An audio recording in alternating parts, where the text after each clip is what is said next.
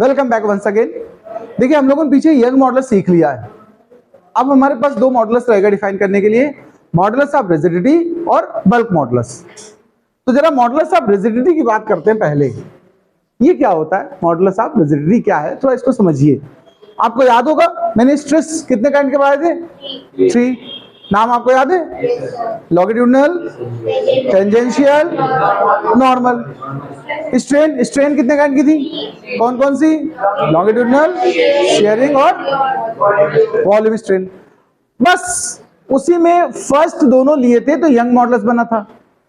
Second वाला लेना है, उसका रेशियो बनाना है। लेकिन मैंने एक बात बताई थी आपसे, जब भी हम डेफिनेशन लिखेंगे कोई भी मॉडुलस हो तो हम पहले वर्ड यूज करेंगे विद इन। तो चलिए डेफिनेशन लिखते हैं, विद इन इलास्टिक लिमिट, ये वर्ड जरूरी है, विद इन इलास्टिक लिमिट, फिर कॉमा लगाइए, within elastic limit the ratio of, कौन कौन से जरा आप नाम सुन लो, tangential stress and shearing strain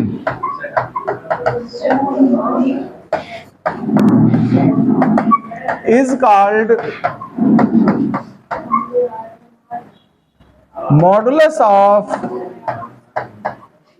rigidity. Modulus of rigidity. It is denoted by ईटा। ये सिंबल है, इसको क्या पढ़ेंगे आप लोग? ईटा। ये जरूर ध्यान रखना। फॉर्मूला अगर बनाना है तो देखो क्या बना, देखो हम लोग लिखेंगे टेंजेंशियल स्ट्रेस बाय, क्या लिखेंगे बच्चा? Shearing strain. अच्छा, इसको फार्मूले में कन्वर्ट करना, थोड़ा इसको समझ लें जरा। एक बात बताओ, आप लोगों ने कभी देखा होगा पुराने जमाने में हम लोग एक फोटो बनवाते थे, फ्रेम हुआ करता था लकड़ी का। कितने लोगों का लकड़ी के फ्रेम में ऐसे फोटो है किसी क्या? हाँ तो सब लोग, ठीक है, बस 2 ही लोग क्या है, लकड़ी के फ्रेम में ऐसे फोटो नहीं, दादी नानी की किसी की लगवा देते, ऐसे फ्रेम होता है, ऐसे होता था। कितने लोग क्या बचा? 2 ही लोग क्या बचा है। अब ये लोग क्या करेंगे, आज जा करके ये लकड़ी वाला जो फ्रेम है इसको पहले तो कूच देना, उसको कांच हटा के बाहर कर देना कि वो लकड़ी बचाना, और इसको किसी उस पे टेबल पे स्टैंडिंग पोजीशन में रख देना, ठोक देना एकदम, और फिर उसका एक हिस्सा फंटी पकड़ के ऐसे खींचना। देखिए ये मैंने फ्रेम लेट कर लिया, देखो मेरी बात को सुनना, ABCD ये फ्रेम है, ये हिस्सा हमने स्टैंडिंग रखा है मेज के ऊपर, यहां पर जाम कर दिया नीचे, इसको नहीं खिसकने देना है, किसी तरह भी कीले गाड़ के भी ठोक के रोक सकते हो, और इसको पकड़िए आप इधर खींचिए जरा, यानी टेंजेंट वाइज देखो हमने फोर्स लगाया इस तरफ को, देखो तो आप देखेंगे फ्रेम थोड़ा सा टेढ़ा हो जाएगा कि नहीं बताओ। इसमें जो ये एंगल शिफ्ट हुआ है इसी को हम बोलते हैं शियरिंग स्ट्रेन। क्या बोलेंगे? Shearing strain. तो मैं कह रहा था, ये देखिए इस तरीके से थोड़ा सा टिल्ट हो जाएगा, ये जो एंगल है ना इसको शियरिंग एंगल या शियरिंग स्ट्रेन कहेंगे। और जो आपने इधर फोर्स लगाया है उसको पर यूनिट एरिया अगर फाइंड कर लोगे तो ये बोला जाएगा हमारा टेंजेंशियल स्ट्रेस। अच्छा एक बात समझना, अभी इसी फ्रेम की हेल्प से समझ लो, टेंजेंशियल स्ट्रेस मतलब फोर्स पर यूनिट एरिया, अभी तो T सिंबल दे दिया मैंने, और स्ट्रेन जो हमारी वो क्या है? थीटा है। तो अभी फॉर्मूला हमारा फिलहाल क्या तैयार हुआ बताओ? T by theta, eta is equal to, अगर T की वैल्यू हम कहें तो फोर्स अपॉन एरिया, एरिया पता कौन सा होगा? L into B. ये हमने ऐसा लेट किया फ्रेम की लेंथ और ब्रेथ दोनों इसकी इक्वल है, तो एरिया क्या बनेगा बताओ? L स्क्वायर बनेगा कि नहीं बनेगा? एक्चुअल में मैंने आपसे बता दिया कि वो फोटो वाला फ्रेम है जिससे आपको इजीली समझ में आवे। ये फोटो फ्रेम ना होकर के क्यूब का फ्रंट फेस है। एक्सप्लेन करते समय हमें बोलना ये है कि front face of a cube, तो क्यूब का जो सामने से आपको फेस दिखेगा, लेंथ ब्रेथ दोनों इक्वल होंगी कि नहीं होंगी? तो यहां पर हम लोग T को लिख सकते हैं, देखो फोर्स बाय एरिया और थीटा, और फोर्स बाय एरिया को हम लिख सकते हैं F बाई L स्क्वायर। अच्छा एक बात सुनो, आपने ये कभी सुना है फॉर स्मॉल एंगल्स, किसके लिए? स्मॉल एंगल्स के लिए tan थीटा ही थीटा होता है, ये सुना है कि नहीं सुना आप लोगों ने? कितने लोगों ने सुना इस बात को कि tan थीटा थीटा होता है, sin थीटा भी थीटा होता है स्मॉल एंगल्स के लिए? नहीं सुना? मेरी बात सुन लो फिर, ये मैथ्स का हिस्सा है, मैं पढ़ा रहा हूं फिजिक्स में, अलग से फीस पड़ेगी इसकी।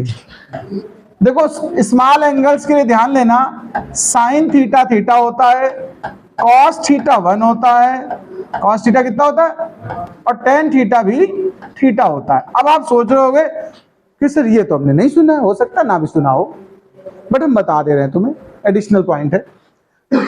साइन कॉस टेन इनकी सबकी सीरीज होती है, क्या होती है? एक्सप्रेशन होते हैं इनफाइनाइट टर्म के। जैसे साइन का एक्सप्रेशन मैं सिखाता हूं, आप सुन लें, 1 minus theta cube by factorial 3 plus theta 4 by factorial 4। सुनना प्लीज, हो सकता भी फैक्टोरियल बिना सुने हो तुमने 11th क्लास में, सुना तो अच्छी बात, नहीं सुना तो भी कोई बात नहीं, सुनो। मैंने स्मॉल एंगल बोला तो थीटा सपोज करो 0.01 डिग्री है, स्मॉल है बहुत। अगर 0.01 का क्यूब करो, एक सेकंड, ये थीटा से शुरू होती है, अल्टरनेट देखो 1 पावर 3 पावर 5 पावर, अच्छा 4 लिख दिया। देखो यहां अल्टरनेट चलता है, प्लस माइनस। देखो ये फार्मूला सुनना मेरी बात, theta minus theta cube by factorial 3 plus theta 5 by factorial 5, फिर माइनस थीटा 7 बाई फैक्टोरियल 7, ऐसे ही सीक्वेंस चलता है इनफाइनाइट तक। कहां तक चलती साइन? बट ये ध्यान रखना, आप गौर से देखिए, ऑल्टरनेट प्लस माइनस है पहले तो, और पावर सभी ऑड हैं। कैसी है? मैंने एंगल छोटा ले लिया 0.01 डिग्री। अच्छा एक बात बताओ, 0.01 डिग्री के 3 पावर करो तो क्या आंसर आएगा बताओ? हाँ, क्यूब करो, थीटा क्यूब मतलब इसको क्यूब करो तो क्या आएगा बताओ? 0.00001, यही तो आएगा। कितना स्मॉल है, लेने लायक है क्या? यूजफुल है क्या? अनयूजुअल है, बेकार का है, फालतू में है। यानी ये जो पावर क्यूब है वो बेकार चला गया, इसकी वैल्यू स्मॉल एंगल पे, तो 5 पावर की तो और बेकार होगी। यानी आगे के सब टर्म तुम्हारे किसी काम के हैं बताओ? तो बचा क्या साइन थीटा, बताओ? थीटा बचा। ऐसे कॉस की सीरीज जान लो, कॉस की जो सीरीज होती है वो 1 minus theta square by factorial 2 plus theta 4 by factorial 4। ध्यान ये देना, कॉस की सीरीज का स्टार्ट ही 1 से होता है, लेकिन फिर ये इवन पावर है, देखो इवन पावर 2 4 6 ऐसे आगे चलेगा, और वही अल्टरनेट प्लस माइनस यहां भी चलता है। अगर इसमें हम थीटा को स्मॉल कहें तो ये फालतू का है, इसकी वैल्यू निग्लिजिबल आएगी, इसकी वैल्यू निग्लिजिबल आएगी, तो क्या बचा? 1 बचा। तो स्मॉल एंगल के लिए कभी कॉस को अगर मॉडिफाई करना होगा तो हम क्या लेट करेंगे? 1।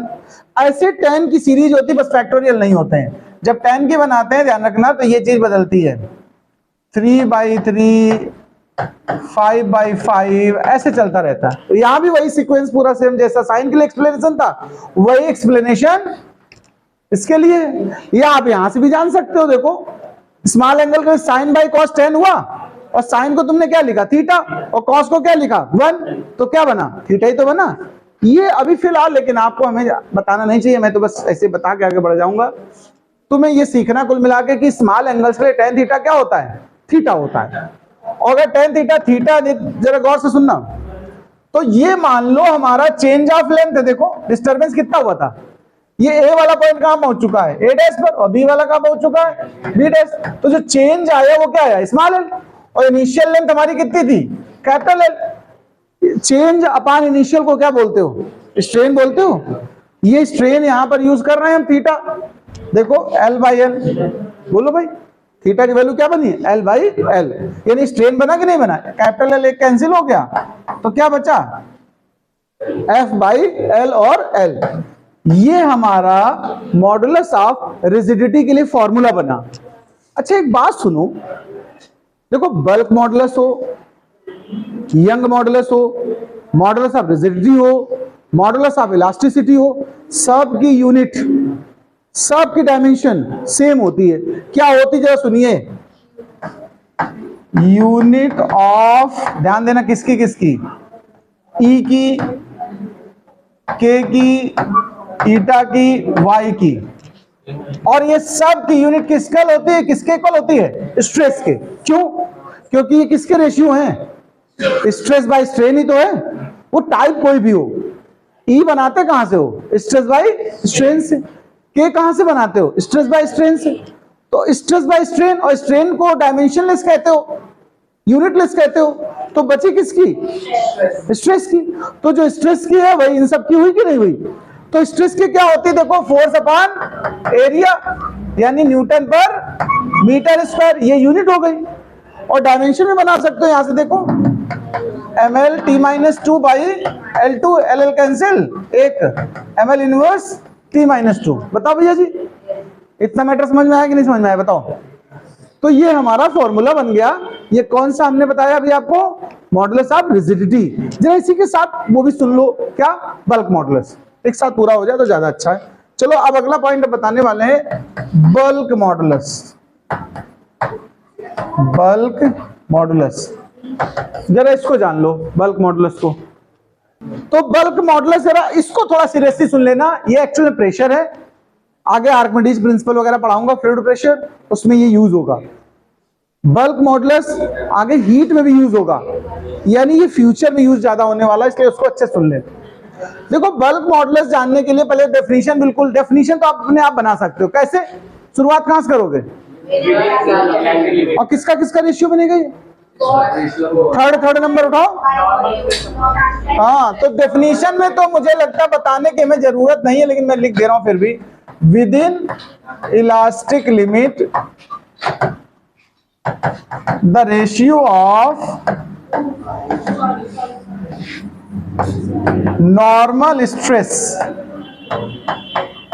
and volume strain is called bulk modulus. बहुत आराम से सुनना, बहुत लाइटली लेना, ज्यादा प्रेशर न लेना दिमाग पे।